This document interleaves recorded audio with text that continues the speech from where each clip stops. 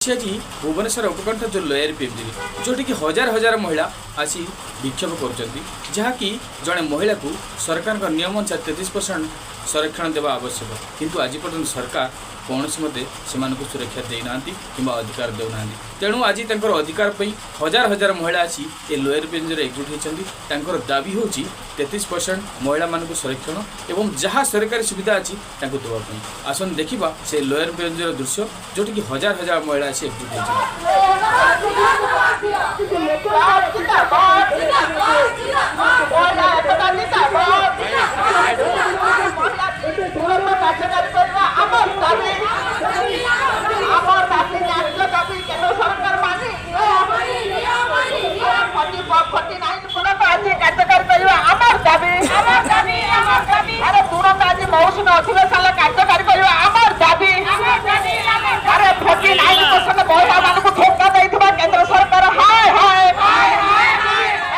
आज विभिन्न महिला संगठन माने स्थान संरक्षण 33% दाबी करके आंदोलन करुचंती।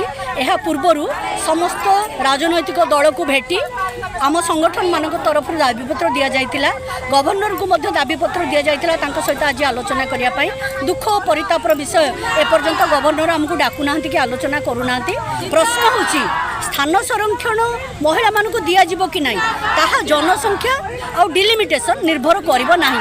2023 रु जतबेले एटा आईन ने कार्यकारी करा जायछि तेणु सरकार ताको तुरंत कार्यकारी करबा कथा।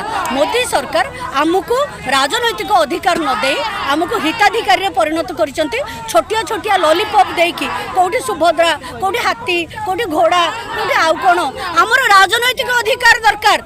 जोठी महिलाटा रेप हैला कि नाही ताको मोलेस्ट कले गुआजुआ से रेप होनी ताको रेप रे जीव नाही। ये की आईनी तो ए आईन को विधानसभा में विरोध करने जीवु।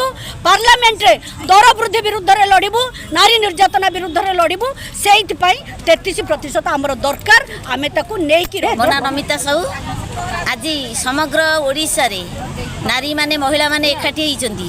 सरकार को देखिबा कथा चेतना करिया कथा। आज चामेली ओझा भी गोटे महिला से न्याय पाउनी मरण सह संघर्ष करुची। ये सरकार आसी कौन पाई? ये महिला विरोधी सरकार आसी कौन पाई? जदि महिला मानक न्याय दे पारिबनी गादी छाड़ू 33% स्थान संरक्षण महिला मानकर कहीं करूनी एपर्यंत ये सरकार भोट नेला बेलू भोट नेब सुभद्रा ना डिमिडिमि फिटिकी सुभद्रा कणी राजरास्ता पठेब।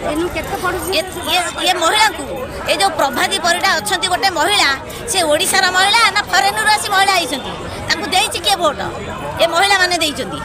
तेणु तांको भी आमे कहूचु ये महिला मानकर न्याययुक्त दाबी की शीघ्र पूरण करंतु नले आगामी दिन रे सारा ओडिशार महिला एकत्रित होइकरी आपण मान को जवाब ए सरकार को जवाब देबे। आ 5 वर्ष पर भूली जिबे बीजेपी सरकार ओडिशा हमको सब तो कोन जवाब दियो मोदी सरकार महिला मान को लॉलीपॉप दे भंडारी लगा बंद करो